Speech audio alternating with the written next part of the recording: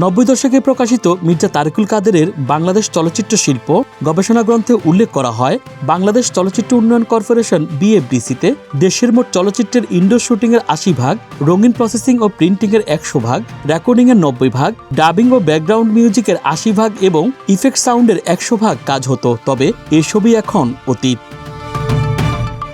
2005-06 অর্থবছর পর্যন্ত মুনাফা অর্জন করেছিল BFDC। এরপর থেকেই প্রতি বছরই বাজেট ঘাটতি নিয়ে চলছে সংস্থাটি। এর পেছনে সবচেয়ে বড় কারণ লাগামহীন দুর্নীতি। বিগত আওয়ামী লীগ সরকারের আমলে এফডিসির প্রায় সব এমডির বিরুদ্ধেই ছিল অনিয়মের অভিযোগ। আলোচনা সমালোচনাও চলছিল সমানতালে। নানা অনিয়মের অভিযোগে কারো কারো কুশপুত্তলিকা দাহ করা হয়। স্বেচ্ছাচারিতা ও তাদের বিরুদ্ধে দুর্নীতির অভিযোগ তদন্ত করেছিল দুদক সহ খোদ আওয়ামী লীগ সরকারও। কিন্তু লাভের গুড় যেন কে খাচ্ছে তার হদিস এখনো মেলেনি। 1957 সালে এফডিসির প্রথম ব্যবস্থাপনা পরিচালক হিসাবে দায়িত্ব পালন করেন আবুল খায়ের। এরপর বিভিন্ন মেয়াদে এ পদে 49 জনকে দায়িত্ব দেওয়া হয়। আওয়ামী লীগ আমলে সর্বশেষ ব্যবস্থাপনা পরিচালক ছিলেন নুজহাত ইয়াসমিন।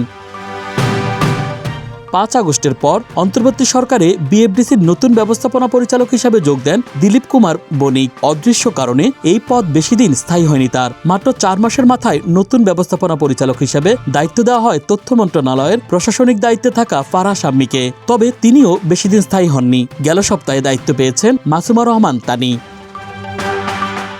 ব্যবস্থাপনা পরিচালকের মধ্যে সবচেয়ে বেশি সমালোচিত হন পীযূষ বন্দ্যোপাধ্যায়। তিনি 2012 সালের 24 এপ্রিল থেকে 2014 সালের 17 এপ্রিল পর্যন্ত দায়িত্ব পালন করেন। যন্ত্রপাতি কেনা বাবদ ও উন্নয়ন প্রকল্পে সরকারের 3,46,58,520 টাকার দুর্নীতিতে অভিযুক্ত ছিলেন পীযূষ বন্দ্যোপাধ্যায়।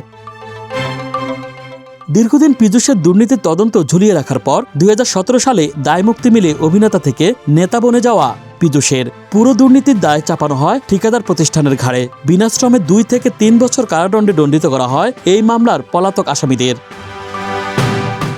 বিভিন্ন সূত্র মতে পীযূষ দীর্ঘদিন ধরে আওয়ামী লীগের সঙ্গে জড়িত।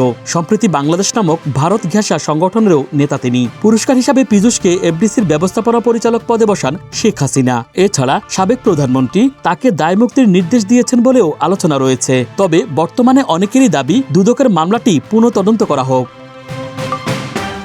চলচ্চিত্র সংশ্লিষ্টরা বলছেন, এফডিসিতে যারাই ব্যবস্থাপনা পরিচালক পদে এসেছেন তাদের বেশিরভাগই প্রতিষ্ঠানটিকে কাঙ্ক্ষিত লক্ষ্যে পৌঁছাতে পারেনি। কেউ নিমজ্জিত ছিলেন দুর্নীতিতে, আবার কেউ ছিলেন স্বেচ্ছাচারিতা আর দলীয় এজেন্ডা বাস্তবায়নে ব্যস্ত। ফলে আজ চলচ্চিত্রের আতুরঘর বলে পরিচিত এই শিল্পটি প্রায় মুমূর্ষু হয়ে পড়েছে। বর্তমানে এফডিসি সংক্রান্ত 37টি মামলা বিচারাধীন বলে জানা গেছে। 2011-12 সালের বার্ষিক প্রতিবেদন অনুযায়ী বিগত সরকারের আমলে মোট মামলা হয়েছিল 63টি। এর মধ্যে 18টি মামলা দায়ের করে দুর্নীতি দমন commission, Dudok. Dhaka express desk report.